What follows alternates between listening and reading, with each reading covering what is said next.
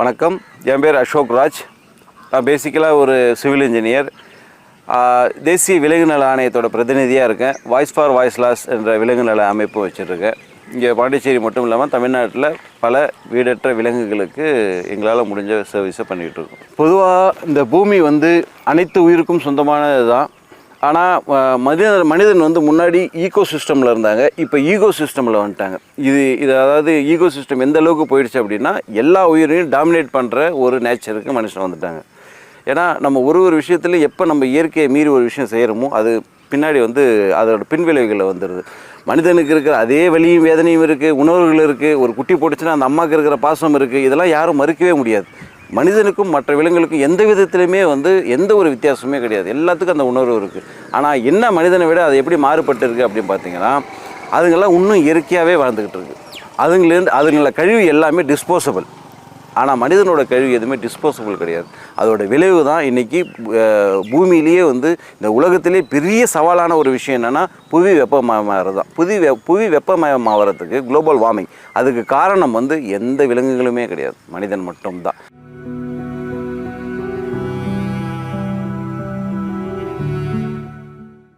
நாய்கள் நேரடியாக பாதிக்கப்படுது. ஏன்னா நம்மளை நம்பி வந்துடுச்சு. மனிதனை தவிர அதுக்கு உணவு ரெடி பண்ணிக்கவே தெரியாது. அப்போ என்ன ஆகிடுது, மனிதனை மட்டுமே நம்பி இருக்கும்போது மனுஷன் அதை ரெஸ்ட்ரிக்ட் பண்ணுறான். எப்படிலாம் ரெஸ்ட்ரிக்ட் பண்ணுறான் பாருங்களேன். சுகாதாரன்ற படியில் முன்னாடியெல்லாம் சாப்பாடு போட்டு அவன் சாப்பிட்லன்னா கூட நாய்க்கு வச்சுட்டு இருந்த மனிதன் தான் இருந்தான். ஆனால் இன்றைக்கி என்ன ஆகிடுச்சு, அடுத்து என்ன ஆகிடுது, அது வேணான்னு நினைக்கும் போது அவன் என்ன பண்ணிடுறான், குப்பையில் போகிறத மட்டும் சாப்பிட்டுக்கிட்டே இருந்துச்சு, வாய்க்கால் தண்ணியை குடிச்சிட்டு இருந்துச்சு. இப்போ அதுவும் என்ன ஆகி போயிடுச்சுன்னா, குப்பை பெருசாக போயிடுச்சு, வாய்க்கால் அண்டர் கிரவுண்ட் ட்ரைனேஜ் ஆகிடுச்சு. அப்போ தண்ணியும் அவனுக்கு கட்டாயிடுச்சு, சோறும் கட்டாயிடுச்சு. இருப்பிடம் எங்கேயும் விடுறதில்லை. ஏன்னா முன்னாடியெல்லாம் தேவையான அளவு மனுஷன் வீடு கட்டிட்டு தோட்டம் துறவோடு இருந்தான். இன்றைக்கி அப்படி இல்லை. ஒட்ட கட்டி ஒரு 3 அடி ரோட்டுக்கு போனால் மட்டும்தான் அவனுக்கு திருப்தி ஆகிடுது. அப்போ ஆனால் நம்ம வீடு அழகாக கட்டிட்டோம். அப்போ அந்த நாய் எங்கே தான் போகும்? இப்போ அந்த நாய் மோஷன் போகுது, கடிக்குது, துரத்துது. தெருநாய்கள் அதிகமாகிடுச்சுன்னா தெருநாயில் அதிகமாகல. மக்களோட விகிதாச்சார அடிப்படையில் அது ரேஷியோஸ் இருக்க தான் செய்யும். மனிதனோட விகிதாச்சாரமும் அப்படி தான் இருக்கும். இயற்கையாக எல்லாமே நடந்துக்கிட்டு தான் இருக்கும். ஆனால் எல்லாத்தையும் நம்ம கூட்டு அந்த தெருவில் விடும்போது நாய்கள் நமக்கு பெருசாக தெரியுது. சரி, பெருத்திருச்சு, அதுக்கு என்ன தான் பண்ணுறது அப்படின்னா எல்லாத்துக்கும் ஒரு வழிமுறைகள்.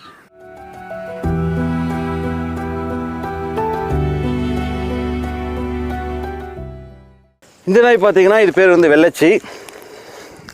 நம்ப மாட்டீங்க, 3 தடவை கார் ஏற்றி இருக்குது. மேலே 3 தடவை கார் ஏற்றி எப்படி போயிச்சிருக்கு அப்படின்னா, முதல் தடவை குட்டியாக இருக்கும்போது நெல்லித்தோப்புலேருந்து ரெஸ்கியூ பண்ணது. இது வண்டி ஏற்றி கால் டிஸ்லோகேட் ஆகிடுச்சு, ஒரு கால்.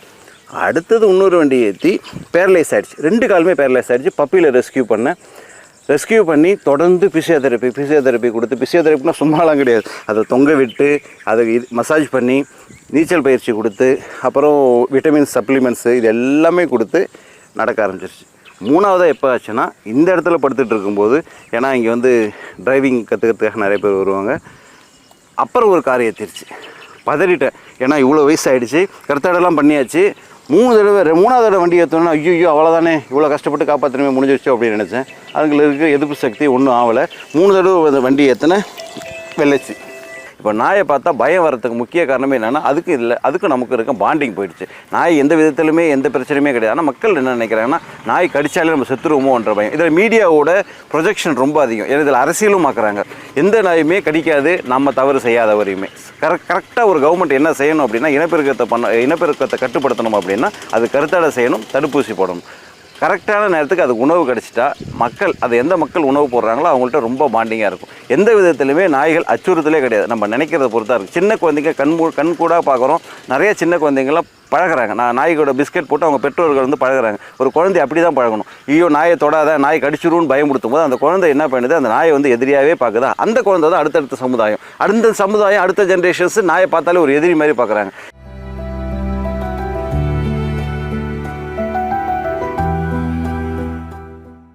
நம்ம நாட்டு நாய்களை தெருநாய்கள் ஆகிட்டோம். தெருநாயை நம்ம சொல்கிறதே முதல் தவறு.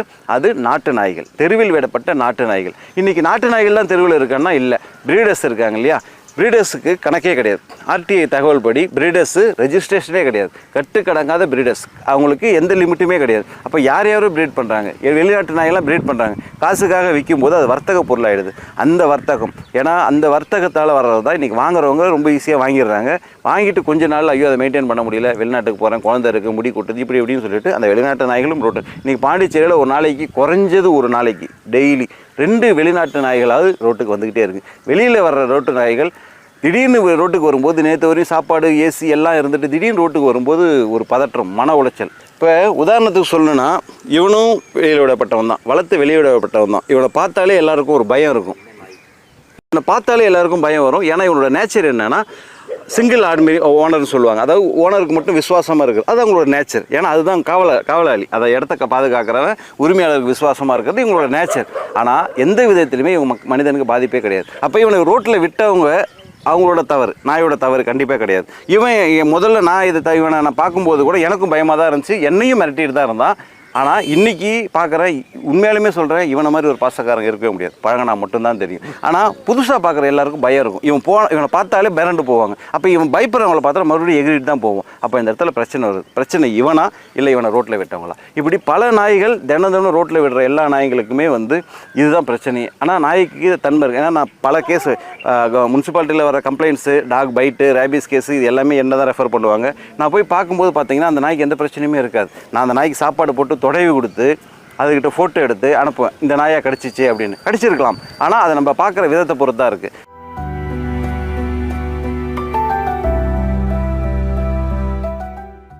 உதாரணத்துக்கு பார்த்தீங்கன்னா லெனின் ஸ்ட்ரீட்டில் நம்ம எல்லா டிவிலையுமே வந்துச்சு, சிறுமி உட்பட 7 பேரை கடித்து கொதறிய வெறி நாய் அப்படின்னு போட்டாங்க. நானும் போய் பார்த்தேன், எந்த நாயிடா அதுன்ட்டு.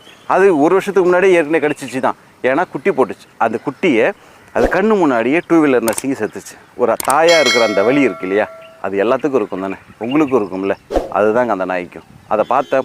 அந்த 1 வருஷத்துக்கு முன்னாடி நான் அதை சொல்லிவிட்டு முடிச்சாச்சு.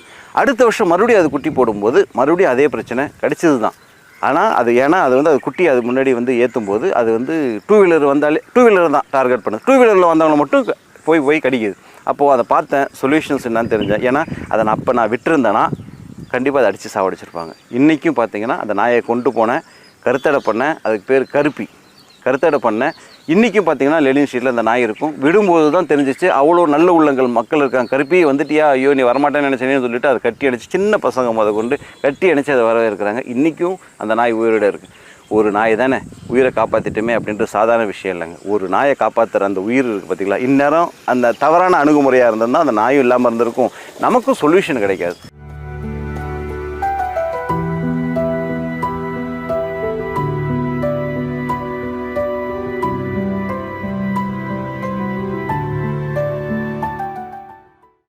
இது பேர் கருப்பி. இதோட கதை ரொம்ப சோகமான கதை. இது குட்டி போட்டு இது அம்மா கூட இருக்கும்போது அந்த இடத்துல யாருமே மக்கள் உடலை, எல்லாத்தையும் அதை துரத்தி தூக்கி போட்டாங்க. எங்கேயோ தூக்கி போட்ட குட்டி தான் இது. இன்றைக்கி இங்கே இருக்குது. இதுக்கு ஒரு வாழ்க்கை இங்கே கிடச்சிருக்கு. ஆனால் எல்லா நாய்க்குமே தூக்கி போகிற எல்லா நாய்க்குமே ஒரு வாழ்க்கை கிடைக்காது. இதுதான் விஷயமே. இன்றைக்கி இந்த நாய், ஏன்னா இதுமாரி பல நாய்கள் தூக்கி போடப்பட்ட நாய்கள் தான். இது மோஷன் போகுதுன்றதுக்காக அந்த ஊர் மக்கள் இது குட்டிங்கெல்லாம் தூக்கி போட்டாங்க. பாசக்கார நாய்ங்க, அவ்வளோ அன்பு இருக்குது. அன்பு எல்லாம் ரோட்டில் விட்டுட்டோம், போலி அன்போடு வாழ்ந்துக்கிட்டு இருக்கோம். இதுதான் உண்மை. நாய் பிரச்சனைன்னு சொல்லிகிட்டே இருக்கிறத விட அதுக்கான தீர்வை நோக்கி தான் நம்ம பயணிக்கணும். ஏன்னா நாய் இனப்பெருக்கத்தை கட்டுப்படுத்தணும் அப்படின்னா கருத்தடை மட்டும்தான் ஒரே தீர்வு. நாய்களை இடமாற்றம் பண்ணுவது சட்டப்படி குற்றம். ஏன் அப்படின்னா இடமாற்றம் பண்ணும்போது அதுங்களுக்கு மன உளைச்சலாகவும் வெறி பிடிக்கும். அந்த வெறி பிடிக்கிறதுக்கு நீங்களே காரணமாயிடுறீங்க. குட்டி போட்டால் குட்டிங்களை எடுத்துகிட்டு போய் போடுறதும் மறுபடியும் நாய்களுக்கும் பிரச்சனை, உங்களுக்கும் பிரச்சனை. கருத்தடை மட்டும்தான் ஒரே தீர்வு. அரசாங்கம் கருத்தடை செய்கிறதுக்கு நடவடிக்கை எடுத்துகிட்டு இருக்காங்க. அதை தான் நம்ம வலியுறுத்தணும். அதை நோக்கி தான் நம்ம பயணிக்கணும். வெளிநாட்டு நாய்களை தடுத்துட்டு அந்த ஒரு சொல்யூஷன்ஸும் போடணும். தடுப்பூசிகளை முறையாக போடணும். நாயை பார்த்தாலே நமக்கு பயமாக இருக்குது அப்படின்னா அந்த புரிதலை நம்ம கொண்டுட்டு வரணும். நாய்கள் கடிக்காது. அதுக்கு தேவையான அடிப்படை தேவையான உணவு, நீர் இதெல்லாம் கொடுத்துட்டா கடிக்காது. தடுப்பூசி போட்டுட்டு கருத்தடை செய்து தடுப்பூசி போட்டுட்டா நாயோட அக்ரெசிவ் குறையும். அது மட்டும்தான் தீர்வாக இருக்கும் அப்படின்னு நம்புகிறேன். மக்களும் ஒரு புரிதல் இருக்கணும். அதை துரத்திக்கிட்டே அடிச்சுக்கிட்டே இருந்தீங்கன்னா ஒரு நாயை துரத்திக்கிட்டே இருந்து அடிச்சுக்கிட்டே இருந்தீங்கன்னா அது என்ன நினைக்கும், நம்மளை பார்த்தாலே எதிரி நினைக்கும். அப்போ எதிரியே நினச்சிட்டு இருக்கவங்கள கிட்ட வரும்போது அட்டாக் பண்ண தாங்க செய்யும். நம்ம தவறு தாங்க. அன்பாக எல்லாத்தையுமே செஞ்சீங்க, அன்பாகவே எல்லாத்தையும் அப்ரோச் பண்ணால் கண்டிப்பாகவே எல்லாமே நல்லதாகவே நடக்கும் அப்படின்னு சொல்லிக்கிறேன். நன்றி, வணக்கம். பாண்டி பாட்காஸ்ட் யூடியூப் சேனலை சப்ஸ்கிரைப் செய்யுங்க. ட்விட்டர், ஃபேஸ்புக், இன்ஸ்டாகிராமில் தொடருங்க.